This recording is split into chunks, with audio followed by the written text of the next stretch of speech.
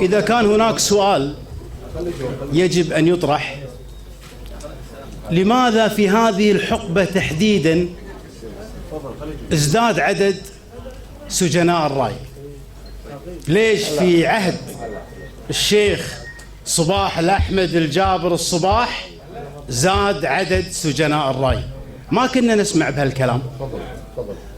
في عهد الشيخ جابر وفي عهد الشيخ عبد الله السالم وبعد صباح السالم ما كان عندنا سجناء رأي. هذا سؤال نطرحه ونتمنى نلقى إجابة له. والسؤال الآخر، ليش معظم مشاكلنا السياسية مرتبطة في الأمير؟ هذا سؤال يحتاج إلى إجابة.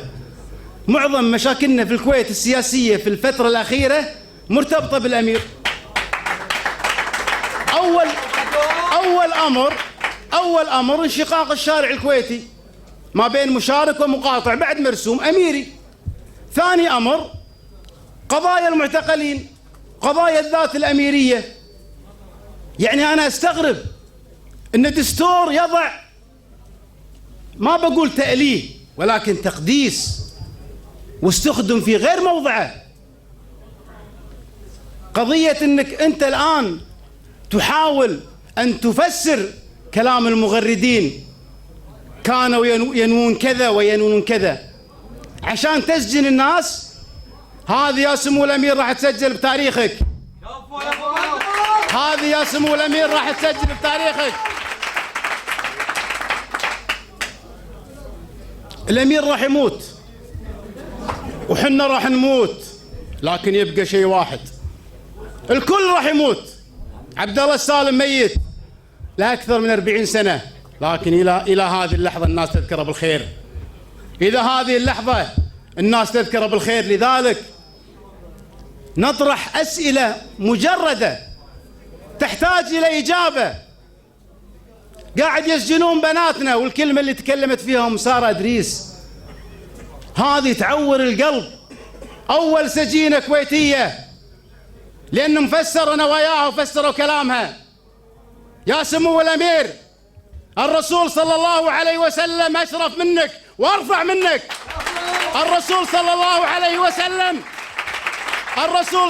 عليه وسلم جاءته الغامدية، جاءت امرأة غامدية للرسول صلى الله عليه وسلم وقد زنت، وما طبق الرسول صلى الله عليه وسلم عليها الحد وهي زانية، مع فارق الشبه بين تهمة سارة وتهمة الغامدية.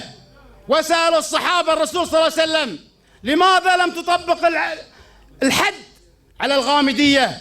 قال حتى تضع ولدها. وجاء بعد فترة قالت يا رسول الله طبق الحد، فقال حتى تفطم ابنها، فكان متساهل. وهذا في حد من حدود الله، ولكنه مع امرأة. يا سمو الأمير، نعم ننزعج لأن سارة تحديدا امرأة. يا سمو الأمير، نعم ننزعج لأن فريحة الأحمد الجابر أختك تهجمت على الشعب الكويتي وضربت شريحة كبيرة من أبناء المجتمع الكويتي. يا سمو الأمير، فريحة الأحمد رفع عليها قضية، وهذه امرأة وتلك امرأة، وتم حفظ قضية فريحة الأحمد في النيابة. وأنا أقول للسلطة القضائية، ترى الدستور يقول فيه السلطات ثلاث: السلطة التنفيذية والتشريعية والقضائية. يعني أنتم يا السلطة القضائية سلطة مستقلة لا تتبعون أحد. لذلك حنا عندنا حرقة ونتكلم بألم على اللي قاعد يصير مع جميع المعتقلين.